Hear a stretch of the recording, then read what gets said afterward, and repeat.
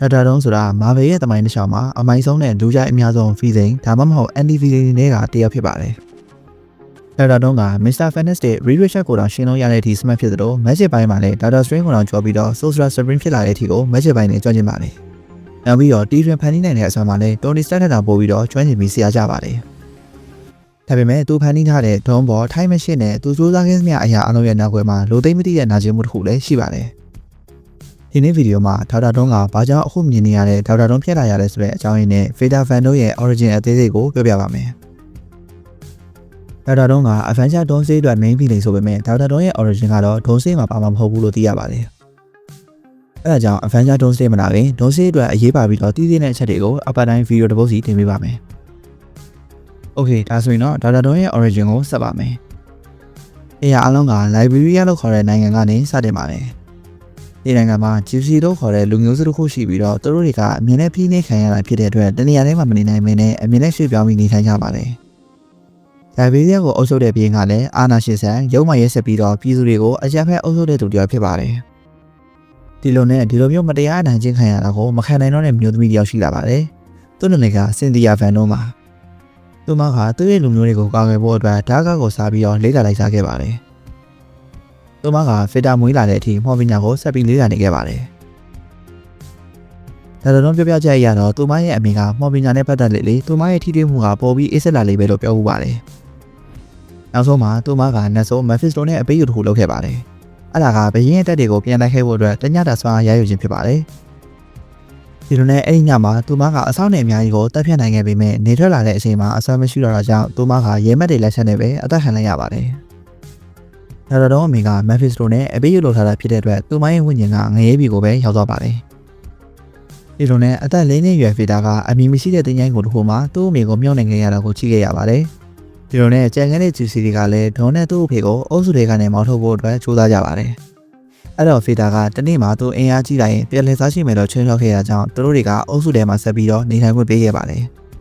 မွေးလာကလေးကပြဿနာပေါင်းစုံကြုံခဲ့ရတဲ့ဒေါက်တာထုံးရဲ့ငယ်ဘဝမှာတစ်ခုတည်းသောပျော်ရွှင်မှုကသူ့ရဲ့ငယ်တငယ်ချင်း Valeria ပါ။ဒါပေမဲ့ဒေါက်တာထုံးရဲ့ပျော်ရွှင်မှုကကြာရှည်မခံခဲ့ပါဘူး။ဒုတိယပြဿနာနဲ့အကောင်လုံးက Liberia ဘီရင်ရဲ့မိဖုရားကနေစတင်ပါတယ်။ဘီရင်ရဲ့မိဖုရားကြီးနေမကောင်းဖြစ်တဲ့အခါမှာဘီရင်က GC တွေကဆေးကုကျွမ်းကျင်တဲ့ဒေါက်တာထုံးရဲ့အဖေကိုခေါ်ခိုင်းခဲ့ပါတယ်။ဒါပေမဲ့မိဖုရားရဲ့အခြေအနေကကုသလို့မရတဲ့အခြေအနေဖြစ်နေတာကြောင့်တည်သွားတဲ့အခါမှာဒေါ်လာထွက်သွားတဲ့ဘီရင်ကလည်းဒေါက်တာထုံးနဲ့သူ့အဖေကိုလိုက်တက်ပါတယ်။ဒီလိုနဲ့ဒေါက်တာတုံးတို့သားဖားကလည်းစောင်းနှင်းထဲမှာထွက်ပြေးခဲ့ရပြီးတော့နောက်ဆုံးမှာသူ့အဖေကဒေါက်တာတုံးကိုပိုက်ပြီးတော့အေးခဲ့ပြီးတည်ဆုံးသွားခဲ့ပါတယ်။အဖေဖြစ်သူကသူ့ကိုရင်ဝင်ထဲမှာပိုက်ထားပြီးတည်ဆုံးသွားတာကြောင့်ဒေါက်တာတုံးကလည်းသူ့အဖေအေးခဲ့တဲ့လက်မောင်းတွေကြားမှာသူလည်းတည်တော့မယ်ဆိုပြီးတော့ထင်ခဲ့ပါတယ်။ဒါပေမဲ့ဒေါက်တာတုံးကကံကောင်းသွားပြီးတော့တခြားချစ်စီတွေကသူ့ကိုရှာတွေ့တာကြောင့်ပြတ်ခဲ့နေခဲ့ပါတယ်။ဒီလိုနဲ့အရာအလုံးဆုံးရှုံးသွားတဲ့ဒေါက်တာတုံးကသူ့ရဲ့ဘဝမှာတစုံတစ်ခုဖြစ်လာဖို့ Liberia ကိုပြန်သိမ်းပိုက်ဖို့နဲ့မိဘနှစ်ပါးအတွက်လက်စားချေဖို့အတွက်တည်တည်ထန်ချပြီးတော့ကြိုးစားပါတယ်။ဒီလိုနဲ့အသက်တွေကြီးလာပြီးတော့တညမှာဒေါက်တာတုံးကစမ်းသပ်မှုမအောင်မြင်တာကြောင့်စိတ်ဖြစ်ပြီးလမ်းလျှောက်ထွက်နေနေလူတစ်ယောက်ကသူ့ကိုတနက်ပစ်ပြီးတော့ချိတ်ချောက်ပါတယ်။အဲ့ဒီအချိန်မှာဒေါက်တာတုံးကလက်ပလာနဲ့ပဲအဲ့ဒီလူကိုတက်ပစ်လိုက်ပါတယ်။အဲ့ဒီအချိန်မှာပဲဒေါက်တာတုံးကလူတိုက်ရတာဘယ်လောက်လွယ်လဲအသက်ဆိုတာဘယ်လောက်တန်ဖိုးနေလဲဆိုတာကိုစပြီးနားလည်သွားပါတယ်။ဖီတာဗန်တုံးကတိတ်ပညာမှာနဲ့ထိုးချင်တာကြောင့်အမေရိကန်ဆိုရကသူ့ကိုပညာသင်ဆုပေးခဲ့တာကြောင့်ဒေါက်တာတုံးက US ကိုရောက်လာပါတယ်။ဒီလိုနဲ့ US ကိုရောက်လာတဲ့အခါမှာသူတက်ရတဲ့အကြောင်းမှာအခန်းမဖြစ်တဲ့သူက Reed Richards ပါ။ဒီလိုနဲ့ဒေါက်တာတုံးက Reed ကိုစိတ်ဝင်စားစရာမကောင်းဘူးအရေးမပါဘူးလို့မြင်ပြီးတော့သူနဲ့ level လာလုံးနေတာကိုလည်းတော်တော်လေးစိတ်ပြတ်နေတဲ့သူပါဒီလိုနဲ့ဒေါက်တာတုံးကသူ့ရဲ့အခန်းထဲမှာတိတ်တဆိတ်ဆက်တစ်ခုကိုတီထွင်နေခဲ့ပါတယ်အဲ့ဒါကသူ့အမေနဲ့စကားပြောလို့ရမယ်ဆက်ပါဒါပေမဲ့ဒေါက်တာတုံးကဒီဆက်ကိုမဆက်တတ်ခင် Reed Richards ကအခန်းထဲဝင်လာပြီးတော့ဆက်အတွက်ရေးထားတဲ့စာရွက်စာတမ်းတွေကိုဖတ်မိသွားပါတယ်ဒီအချိန်မှာ Reed Richards ကဒေါက်တာတုံးတော်ထားတာလွဲနေတယ်ဆိုပြီးတော့သတိပေးတဲ့အခါမှာဒေါက်တာတုံးကမာနာကြီးတာကြောင့်နားမထောင်ပဲဆက်ရဲ့ခလုတ်ကိုနှိမ့်လိုက်ပါတယ်ဒါပေမဲ့ထိုးစမ်းကနဲ့စက်ကအလုပ်လုပ်ပြီးတော့သူ့အမေကိုနန်းဆိုးတကောင်ကဖမ်းချုပ်ပြီးတော့နှိမ့်ဆက်နေတာကိုမြင်လိုက်ရပါတယ်ဒီလိုနဲ့ဒေါက်တာတုံးကသူ့အမေကိုကယ်ဖို့ကြိုးစားပေမဲ့စက်ကထားပေါက်ပြီးတော့ဒေါက်တာတုံးရဲ့မျက်နှာကလည်းပျက်စီးသွားပါတယ်ဒီဖြစ်ရကြောင့်ဒေါက်တာတုံးကစိတ်တန်ရရပြီးတော့သူ့အမေကိုမကယ်တင်နိုင်ခဲ့တာနဲ့သူ့ထက်သားတဲ့လူတွေကိုပို့ပြီးတော့မုန်းလိတာပါတယ်ဒီလိုနဲ့ကြောက်ခံရပြီးတော့ဒေါက်တာတုံးကဥရောပဘက်ကိုရောက်လာခဲ့ပါတယ်စိတ်လက်ကျပြီးရှောက်သွားနေတော့သူ့ရဲ့ငယ်ချစ်အို Valeria နဲ့ပြန်တွေ့ပြီးတော့ခဏပျော်ရွှင်ခဲ့ပါတယ်သူမကဖေတာရဲ့အခြေအနေကိုလက်ခံပေးပြီးတော့သဘောကျနေတတ်ခဲ့ပါတယ်။ဒါပေမဲ့ကန်ချမာကမျက်နှာသာမပေးဘဲရုရှားအစိုးရက Valeria ကိုဖမ်းခေါ်သွားပြီးတော့ဒေါက်တာတုံးကိုအလုပ်လုပ်ခိုင်းခဲ့ပါတယ်။ ဒီလိုနဲ့ဒေါက်တာတော်နဲ့ဗလေရီယာကဖုန်းကြီးတစ်ပတ်ရဲ့အကူအညီနဲ့လွတ်မြောက်လာတဲ့အခါမှာအဲ့ဒီဖုန်းကြီးကဒဏ္ဍာရီတစ်ခုကိုပြောပြပါတယ်အဲ့ဒါကကမ္ဘာလောကကြီးကိုမျက်နှာဝက်ထားတဲ့လူတစ်ယောက်ကငါတို့ကျောင်းတော်ကိုလာပြီးတော့မှော်ပညာသင်မယ်ပြီးရင်အဲ့ဒီလူကတရှင်ကြီးဖြစ်လာမယ်ဆိုပြီးတော့ပြောပြခဲ့ပါတယ်အဲ့လိုနဲ့ပဲဗီတာကသူချစ်ရတဲ့ဗလေရီယာကိုထားပေးခဲ့ပြီးတော့တီးဘက်ကတောင်းတနေစီကိုထွက်သွားခဲ့ပါတယ်ဖုန်းရောက်တဲ့အခါမှာဒေါက်တာတော်ကမှော်ပညာတွေကိုကျွမ်းကျင်အောင်လေ့လာပြီးတော့ဖုန်းကြီးတွေရဲ့ခေါင်းဆောင်လည်းဖြစ်လာခဲ့ပါတယ်ဒီနေ့ TV မှာရီရစ်ချက်ကကမ္ဘာ့ညံကောင်းဆုံးလူသားဆိုပြီးတော့စုတဲ့ယူနေတာကိုဒေါက်တာတော်ကမြင်သွားခဲ့ပါတယ်အဲ့လိုနဲ့သူကအတော်ဆုံးဖြစ်ရမယ်လို့လက်ခံထားတဲ့ဒေါက်တာတော်ကဒေါ်တော်ထွက်သွားပြီးတော့သူ့ကိုယ်သူဒေါက်တာတော်လို့ပဲခေါ်ဖို့ပြောခဲ့ပါတယ်အဲ့ဒီခါမှာသူနဲ့ဖုန်းကြီးတွေကအစိမ့်မြင့်တဲ့နေပညာနဲ့မှော်ပညာကိုပေါင်းစပ်ပြီးတော့မျက်နှာဖုံးနဲ့ဝတ်စုံကိုဖန်တီးခဲ့ပါတယ်ဒီလိုနဲ့ဖီတာကစိုးတော့အာမတစ်ခုရလာပြီးတော့လူတိုင်းကြိုက်တဲ့ဒေါက်တာတော်ဆိုတာစပြီးတော့မွေးဖွားလာခဲ့ပါတယ်ဒီလိုနဲ့ဒေါက်တာတော်ကလိုက်ဘရေရီယာကိုပြန်ပြီးတော့အုပ်ချုပ်ဖို့အတွက်သွားပါတယ်ပီတာဗန်တို့ကသူ့ရဲ့အဆောင်ကိုအသုံးပြုပြီးတော့တိုင်းပြည်ကိုအလွယ်လေးတိမ့်မဲ့လို့ရပေမဲ့သူကပြည်သူတွေရဲ့ချစ်ခင်မှုနဲ့လေးစားမှုကိုလိုချင်ခဲ့ပါတယ်အဲဒါကြောင့်ပဲဒေါက်တာတော်ကတိုင်းပြည်နဲ့လှည့်ပြီးတော့လူတွေကိုကူညီပေးနေတဲ့တော်လိုင်းတက်တစ်ခုကိုတည်ဆောက်ခဲ့ပါတယ်မကြခင်မှာပဲတနိုင်ငံလုံးကဒေါက်တာတော်ကိုချစ်ခင်လာပြီးတော့အကျင့်ပြည့်တဲ့အစိုးရကိုဖျောက်ချဖို့အတွက်ဒေါက်တာတော်ဘက်ကနေပြီးတော့ဝင်ရောက်တိုက်ခဲ့ကြပါတယ်ဒီလိုနဲ့နောက်ဆုံးမှာဒေါက်တာတော်ကဘရင်ကိုတက်ပြီးတော့လိုက်ဘရေရီယာရဲ့လေးစားရတဲ့အုပ်ချုပ်သူတရားဖြစ်လာပါတယ်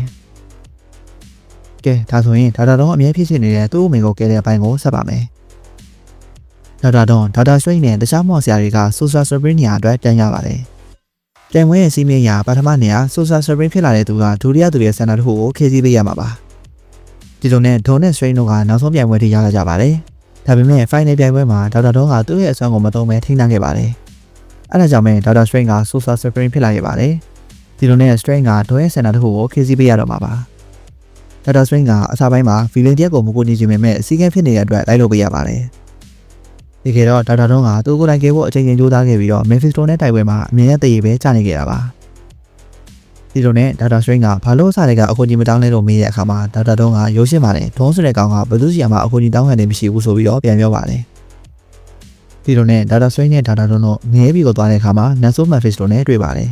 မက်ဖစ်စတိုကသူတို့ကိုခွဲထုတ်လိုက်ပြီးတော့ဒေါက်တာတော်ကိုသူ့အမေရဲ့ဝိညာဉ်ကိုပြပြီးတော့နှူးစေပါတယ်ထာဝရတိုက်ခိုက်နေလဲမင်းနိုင်မှာမဟုတ်ဘူးဆိုပြီးတော့လှောင်မြောင်ခဲ့ပါတယ်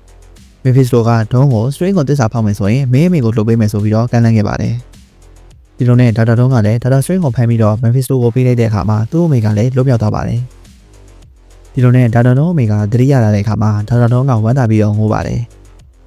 ်ဒါပေမဲ့သူ့အမေကမင်းဘယ်လိုလုပ်လိုက်တာလဲလို့မေးတဲ့အခါမှာသူ့သားကသူ့လွတ်မြောက်ဖို့အတွက်တခြားသူ့ကိုတစ္ဆာဖောက်တာကိုသိသွားပါတယ်ဒီလိုနဲ့မင်းကရှက်ဖို့ကောင်းလိုက်တာငါသားကတခြားသူ့ကိုတစ္ဆာဖောက်တာမြင်ရတာငရဲကြတာထက်ပိုဆိုးတယ်လို့ပြောပြီးတော့သူ့မကပြန်အေးခဲ့တော့ပါတယ်ဒါပေမဲ့ဒေါက်တာတော်အမေကမက်ဖစ်စတိုလက်ကတော့လွတ်သွားခဲ့ပါတယ်ဒါပေမဲ့ဒီလိုဒေါက်တာစရင်းကိုပေးချလိုက်တာကဒေါက်တာတော်ရဲ့ပလက်မှာဒေါက်တာစရင်းရဲ့ကိုမှာဒွန်းတက်ပေးတဲ့ကရိယာတစ်ခုပါလာပြီးတော့အဲဒါကြောင့်ပဲဒေါက်တာစရင်းကလည်းလွတ်မြောက်ခဲ့ပါတယ်ဒေါက်တာတော်ကဒေါက်တာစရင်းကိုတကယ်တစ္ဆာဖောက်ချင်တာမဟုတ်ဘဲနဲ့မက်ဖစ်စတိုကိုလှည့်စားဖို့အတွက်လုပ်ခဲ့တာပါဒီလိုနဲ့ဒွန်းရဲ့အမေကတော့လွတ်မြောက်သွားခဲ့ပါတယ်ဒီလိုနဲ့ဒေါက်တာစရင်းကဒေါက်တာတော်ကိုမေးပါတယ်မင်းမေကမင်းကိုအထင်လွယ်ပြီးမုန်းသားမှာကိုသိရတဲ့ဒီလိုလုပ်ခဲ့တာလားဆိုပြီးတော့မေးခဲ့ပါတယ်ဒေါက်တာတော်ကလည်းသူ့လွတ်မြောက်သွားပြီးဒါကပဲအရေးကြီးဆုံးအရာဆိုပြီးတော့ပြန်ဖြေခဲ့ပါတယ်ဒါဆိုရင်ဘာကြောင့်ဒေါက်တာတော်ကိုလူကြိုက်များရလဲဘာလို့လဲဆိုတော့ဒေါက်တာတော်ကအချိန်တိုင်းစိုးသွမ်းနေတဲ့ feeling တရားမဟုတ်လို့ပါမာဗယ်ရဲ့ feeling တရားရှိမှသူတို့ feeling ဖြစ်ရတဲ့အကြောင်းရင်းတစ်ခုစီရှိပါတယ်ဒါပေမဲ့ဒေါက်တာတော်ရဲ့ဖြစ်ရမှာသူကအချိန်ပြည့်တဲ့တိုင်းပြည်တစ်ခုကြာသူ့အမေကိုလည်းဆုံးရှုံးလိုက်ရတယ်ဒီလိုနဲ့အင်အားရှိမှကဘာကြီးကိုပြောင်းလဲနိုင်မယ်လို့ယုံကြည်သွားတာကြောင့်ဒေါက်တာတော်ကမကောင်းတာလုပ်တဲ့လူဆိုတာထက်သူအင်အားကြီးအောင်ပဲစူးစမ်းခဲ့တာပါဒေါက်တာတော်ကအင်အားကိုရှာဖွေတယ်ဆိုတာကလည်းကဘာကြီးရဲ့ပြဿနာတွေအားလုံးကိုဖြေရှင်းနိုင်မယ့်အဖြေကစွာရမှာပဲရှိရဆိုပြီးတော့ယုံကြည်ခဲ့ပါတယ်ဒါပေမဲ့ဒေါက်တာတော်ရဲ့အားနည်းချက်ကလူတွေကိုဒီတိုင်းကိုညီတာမဟုတ်ဘဲနဲ့ကွန်ပျူတာခံနေတာချီးကျူးခံနေတာလူတိုင်းရဲ့အမှားတွေကိုတက်ထိပြချင်တာကြောင့်ပါဒီလိုနဲ့ဒေါက်တာတော်ကသူလည်းစွာကြည့်တာဖြစ်တဲ့အတွက်ကဘာကြီးကဒေါက်တာတော်ရဲ့လက်အောက်မှာရှိမယ်ဆိုရင်အရာအလုံးအဆင်ပြေမယ်ဆိုပြီးတော့သူယုံကြည်ခဲ့ပါတယ်အဲဒါကြောင့်ပဲစီးကရောထိုင်လိုက်မှာသူကလူတိုင်းကိုကဲတင်နိုင်တဲ့အစွမ်းရှိကြောင်းသူ့မှာလှုပ်တဲ့တာကိုလှုပ်ရတဲ့တက်တိရှိကြောင်းပြခဲ့ပါတယ်ဒေါက်တာတော်ကသူ့လူကြီးလာရဖို့အတွက်ဖေးရကောင်မှခရုံးဆိုင်ပဲဖြစ်အောင်လုပ်တတ်ပါတယ်အဲဒါကြောင့်ပဲဒေါက်တာတော်က feeling တရားလို့ဖြစ်လာခဲ့ပါတယ်